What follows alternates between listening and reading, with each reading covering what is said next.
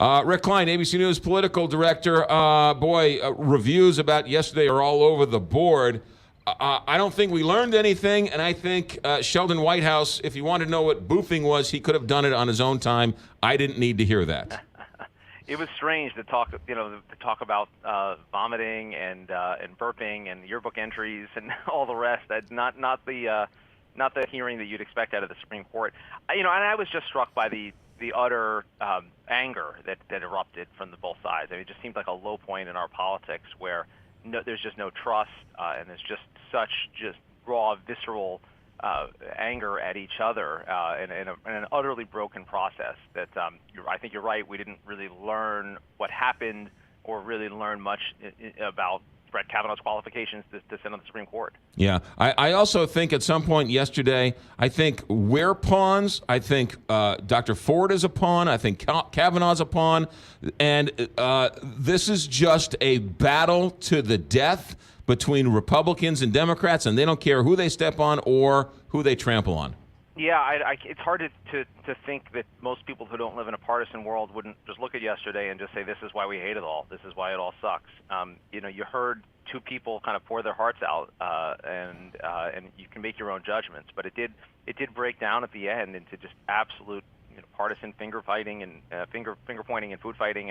And I don't know what it means for the process. It does feel to me like it's a low point, but I don't know what gets us out of the tailspin. So Kavanaugh, I think, likely to be confirmed, likely to get that lifetime appointment. We'll have the election in 5 weeks, and we move on. So you do you know anything, or are you hearing anything about the 4 or 5 senators that this is all going to come down to? Well, one thing that's starting to come out is that they're likely to vote as a bloc. They've kind of decided to join hands and vote together. Most of them vote together. That includes a handful of Republicans and a handful of Democrats who are publicly on the fence on this. So the question is, are there any defections? That would be an easy margin. President Trump said the other night, if we win this, we're going to get some Democrats.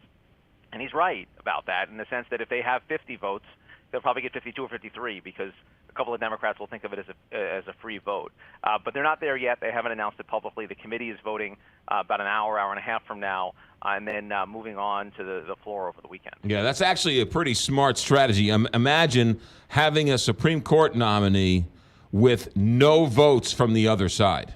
Yeah, and that would be it would be a bad precedent, and I think speak badly about where we are as a country. And I think just on a crass political calculation, once some Democrats say, hey, he's going to be on the court anyway, you don't get extra oomph on the court if you get 51 or 52 or 53 or 54.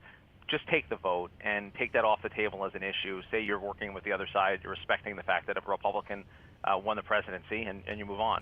Rick Klein, do you think, who does this help or hurt for the midterms? Does it rally the base of the Republicans or the Democrats?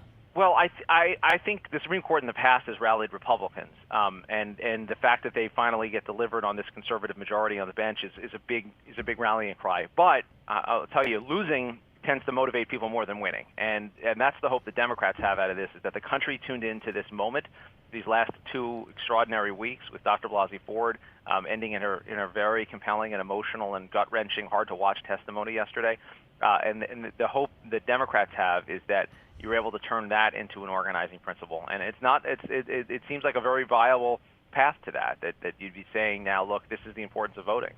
Anything on George Stephanopoulos we should pay attention to?